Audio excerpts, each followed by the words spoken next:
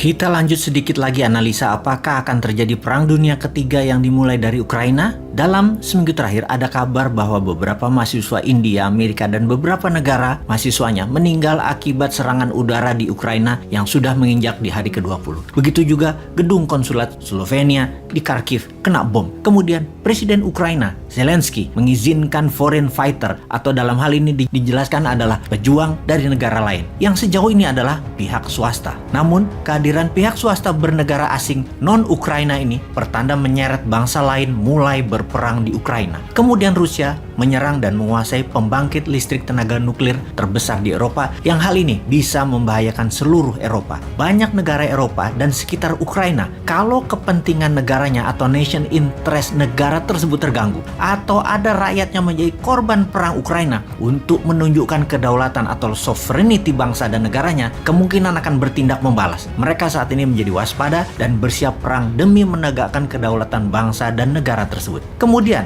NATO mulai mendeploy tentaranya di Eropa Timur, khususnya di Polandia. Dunia menjadi waspada. Eropa Barat misalnya, ketika Presiden Prancis Macron berbicara 90 menit dengan Putin minggu lalu, dalam dialog tersebut Macron mengatakan Prancis tidak berperang dengan Rusia. Bagi pengamat, setidaknya kata-kata tersebut adalah belum. Di sisi Rusia, dengan jelas Putin mengatakan Rusia menginginkan seluruh Ukraina. Di mana setelah dialog 90 menit ini dilakukan, Macron menjelaskan kepada media, the worst is yet to come, atau peristiwa terburuk sebentar lagi akan terjadi. Yang jadi pertanyaan, seperti apa yang dimaksud dengan situasi buruk yang akan terjadi? Akankah meluas ke seluruh Eropa? Akankah konflik militer ini melebar ke seluruh dunia? Oke sahabat, saat ini sesungguhnya dunia sedang menghadapi multiple war di banyak wilayah. Banyak konflik dan banyak ketegangan di banyak tempat. Misalnya di sisi Asia Indo-Pasifik, Tiongkok berkonflik dengan Taiwan. Tiongkok juga berkonflik dengan banyak negara ASEAN, yaitu Vietnam, Malaysia, Brunei, dan Filipina. Dalam masalah Nine Dot Line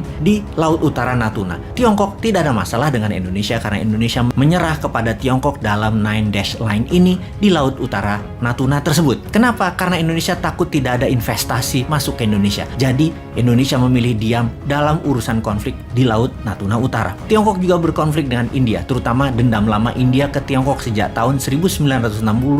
Tiongkok pernah menyerang India. Di perbatasan Tiongkok-India saat ini selalu tegang. Juga konflik antara Iran dan Israel. Kita tahu, dalam posisi aliansi, Iran itu aliansinya ke Rusia, Israel itu aliansinya ke Amerika dan Inggris. Juga Iran berkonflik dengan Amerika di Teluk Hormuz. Amerika dengan Kuba juga perang panjang. Perang Israel-Palestina, perang Yaman, semuanya tegang dan berperang. Di sisi semenanjung Korea, Korea Utara terus berkonflik dengan sekutu Amerika yaitu Korea Selatan dan Jepang. Jepang dengan Rusia rebutan kepulauan Kiril di utara Jepang, di mana Jepang baru saja klaim Kiril balik ambil dari Rusia yang membuat ketegangan baru di utara Jepang. Ditambah lagi, baru saja peluru kendali India diluncurkan ke Pakistan. Walaupun dinyatakan salah sasaran dan India minta maaf, namun hati orang siapa tahu Pakistan bisa membalas dan menjadikan konflik militer terbaru. Saat ini banyak negara yang ingin menjadi pemain global anti New World Order, ingin menunjukkan kekuatan geopolitiknya. Jadi sulit kita mengabaikan bahwa efek perang di Ukraina tidak membawa negara lain masuk ke dalamnya. Kemungkinan masuk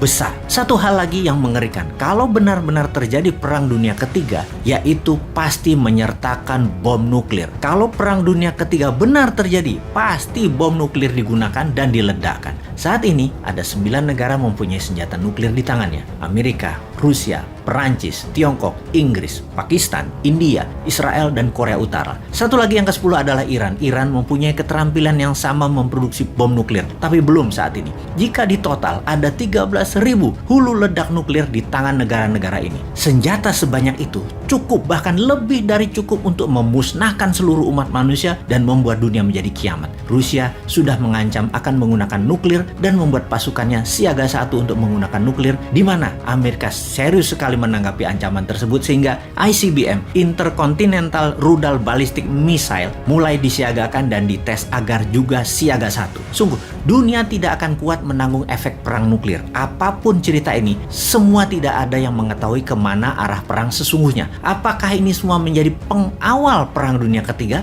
Kita pun tidak ada yang tahu. Pertanyaan selanjutnya, apakah ini ujung dari post-Cold War era? Atau ini nantinya tidak jadi perang dunia ketiga yang melibatkan nuklir, namun menjadi New Cold War atau Cold War II atau Perang Dingin Jilid 2. Perang Dingin Jilid 2 mungkin terjadi. Penentunya adalah Amerika, Rusia, dan sisa dunia mau berpihak kemana. Ketiga pihak itu memilih perang selesai di Ukraina, Ukraina jadi milik Rusia, selesai. Tapi fakta sejauh ini adalah adanya eskalasi peningkatan kegiatan militer di Polandia, ribuan orang bermigrasi ke negara tetangga Ukraina yang akan menimbulkan banyak masalah di sana, dan kita bersama-sama melihat ada seorang presiden yang menolak untuk mundur dari keputusannya menyerang Ukraina, yaitu Putin. Semua itu tanda-tanda perang militer, perang fisik jauh lebih banyak faktanya daripada akan diam dan menjadi perang dingin.